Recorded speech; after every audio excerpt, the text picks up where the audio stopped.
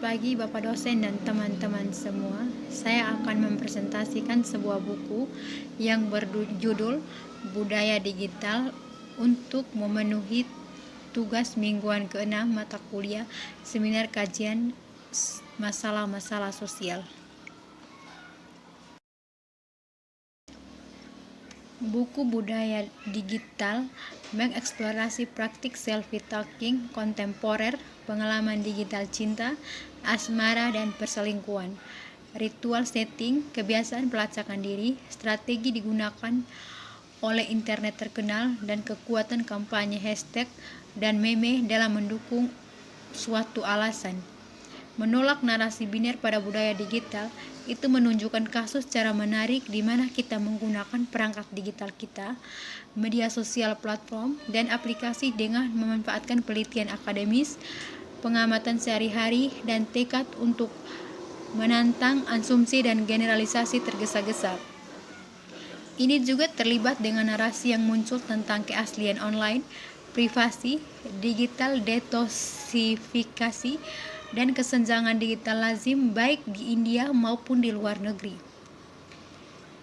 Smeta Mirsya adalah Fakultas Komunikasi dan Studi Media yang diajarkan di berbagai lembaga pendidikan di India dan luar negeri, termasuk IIM Calcutta, IIM Ahmedabad, dan Bowling Green State University, Ohio. Selfie mengacu pada gambar yang Anda ambil sendiri atau bersama orang lain, biasanya dengan kamera ponsel dan seringkali dengan tujuan untuk membagikan media sosial. Peneliti budaya internet Teresa Seff dan Nachi Baim dalam artikel mereka yang sekarang terkenal berjudul What Does the Selfie Say?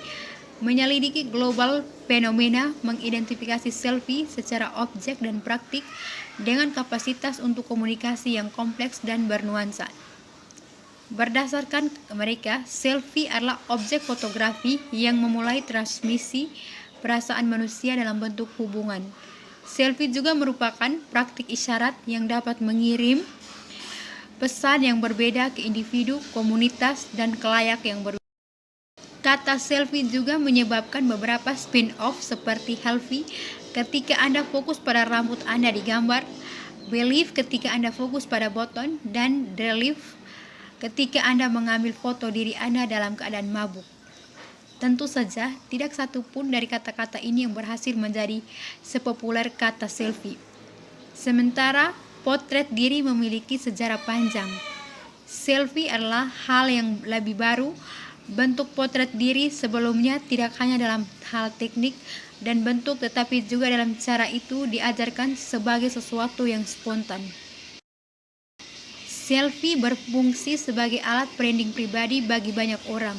Bahkan mengelola sarjana meneliti telah mengidentifikasikan genre utama dari selfie termasuk autobiografi, parodi, propaganda, romansa, swadaya, buku harian perjalanan, dan kopi tablet book berdasarkan analisis gambar di Instagram.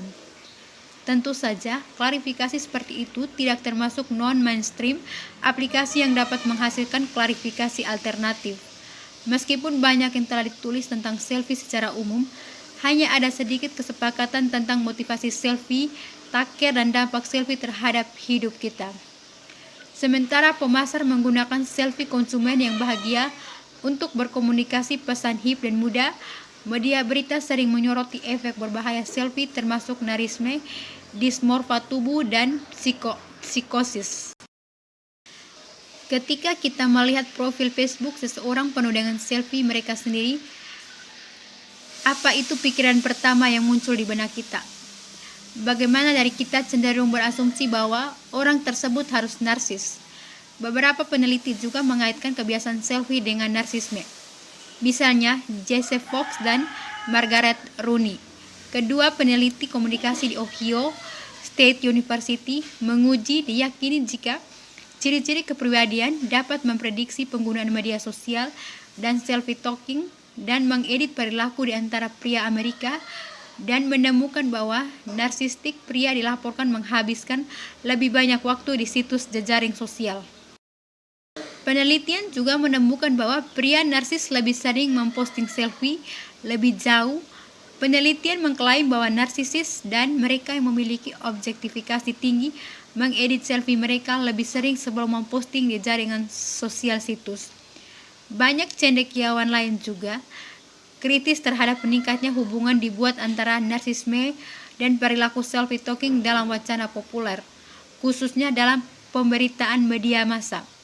Misalnya, Derek Kontrak Murray, ahli sejarah dan budaya visual, menyesalkan perdebatan baru-baru ini di antara psikiater dan psikolog tentang apakah narsisme adalah kekacauan tidak membuat jurnalis dan sarjana dari berbagai disiplin ilmu lebih berhati-hati dalam mengasosiasikan istilah dengan perilaku selfie-talking secara sosial pada wanita.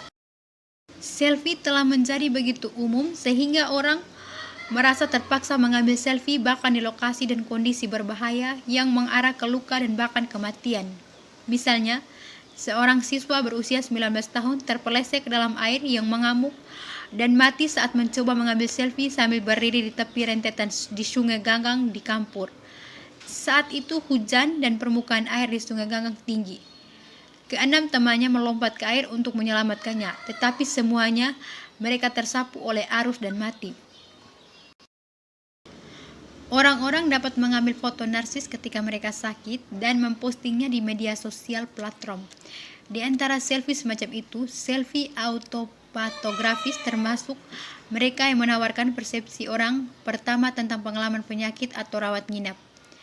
Autopatografi adalah subgenre dari autobiografi di mana kata bios diganti dengan kata patos sebagai gambar dan narasi di bidang itu menggambarkan pengalaman sendiri dengan berbagai traumatis seperti sakit atau kecelakaan.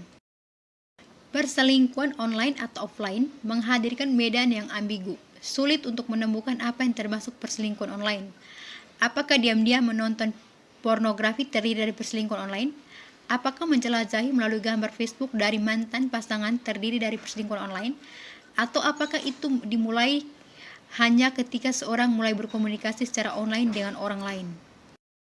Penggunaan internet memperkenalkan kompleksitas lebih lanjut ke dalam hubungan perselingkuhan.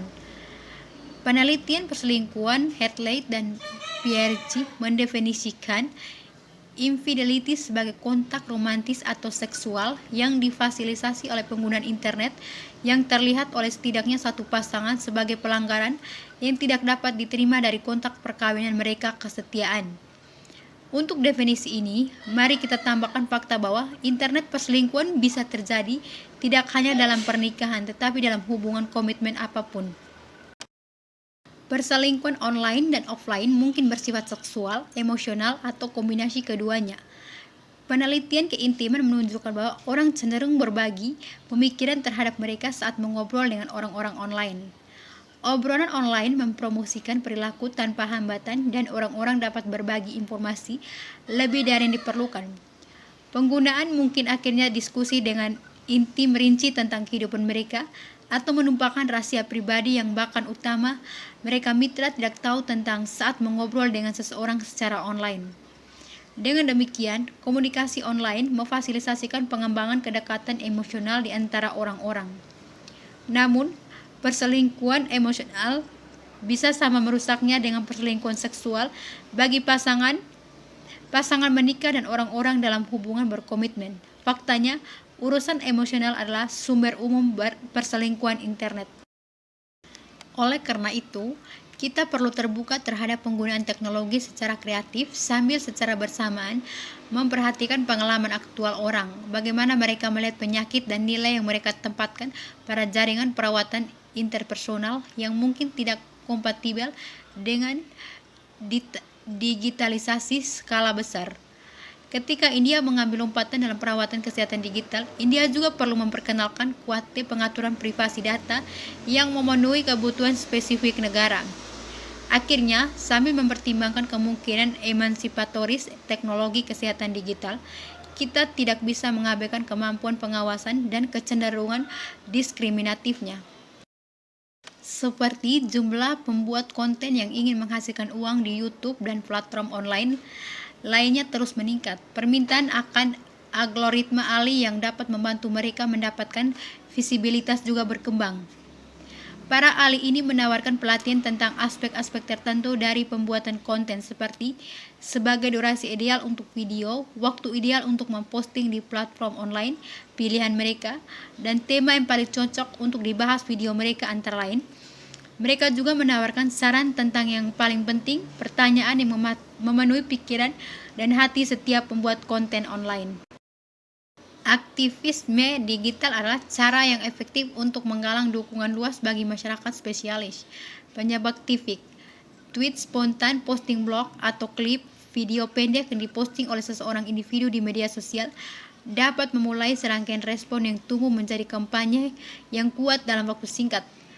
Perusahaan dapat mengabaikan aktivis seperti ini dengan risiko mereka sendiri karena tidak hanya dapat merusak reputasi mereka yang diperoleh dengan susah payah tetapi juga keuangan mereka. Situasinya tidak berbeda dengan pemerintah. Badan pemerintah yang menutup mata terhadap gerakan online akan menanggung konsekuensi dari ketidakpedulian seperti itu, bahkan sebagai momentum online tumpah ke ruang offline dalam bentuk protes di jalanan, pawai, dan demonstrasi. Bahkan ketika kampanye digital tidak serta-merta menghasilkan pro jalanan, tes itu dapat memiliki dampak besar dengan menyoroti masalah yang ada. Kita juga harus menghindari dampak besar dengan menyoroti masalah yang ada. Kita juga harus menghindari terlalu menekan aspek teknologi digital, aktivisme, sambil mengabaikan konteks sosial, politik, dan budaya di mana praktik digital terletak karena keduanya saling mempengaruhi. Itulah hasil presentasi dari saya. Sekian dan terima kasih.